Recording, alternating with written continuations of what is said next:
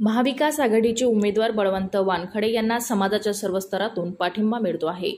कोळी समाज, माळी समाज, विविध मराठा संघटना यांच्या पाठिंब्यानंतर आता अमरावती जिल्ह्यातील वकिलांच्या संघटनेनेही पाठिंबा दिला आहे।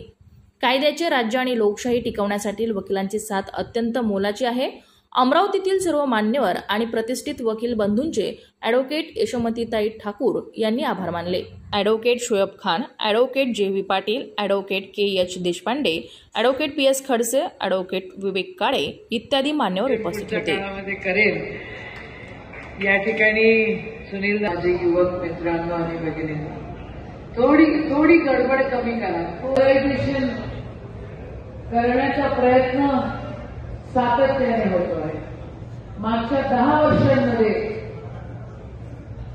या देशाला काय मिळालं आणि आपल्या या देशाने काय गमावलं याच्या जर लिस्ट केल्या ना,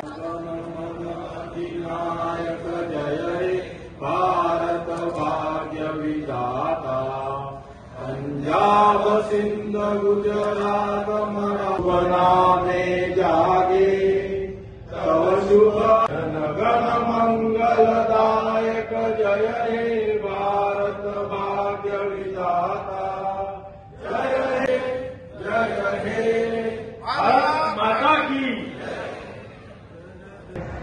काका, मला आठवतं मी शाळेत तिथं जवळ होतं, मोठा बंगला आणि मोठं खेळायला मिळायचं, तर आम्ही तिथून उडून लगेच काकांना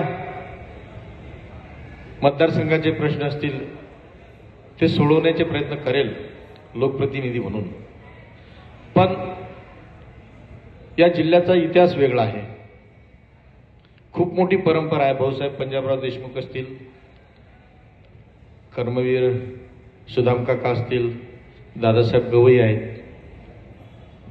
प्रतिभाताई पाटील असतील, या सर्वांनी या मतदारसंघाचं प्रतिनिधित्व केलं आणि या लोकसभा मतदारसंघाची शान त्यांनी वाढवली।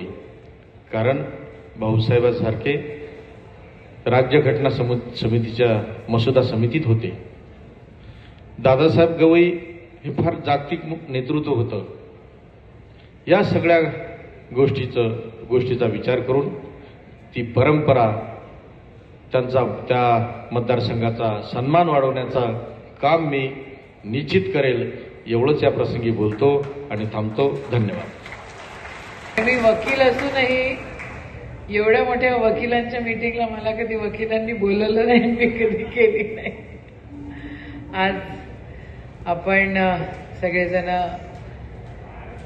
खरं लोकसभेची निवडणूक समोर आहे आणि महाविकास आघाडीच्या तर्फे, इंडिया आघाडीतर्फे अमरावती लोकसभेमध्ये सन्माननीय आमदार बळवंतदादा वानखडे हे या ठिकाणी उभे आहेत। व्यासपीठावर उपस्थित सर्व आदरणीय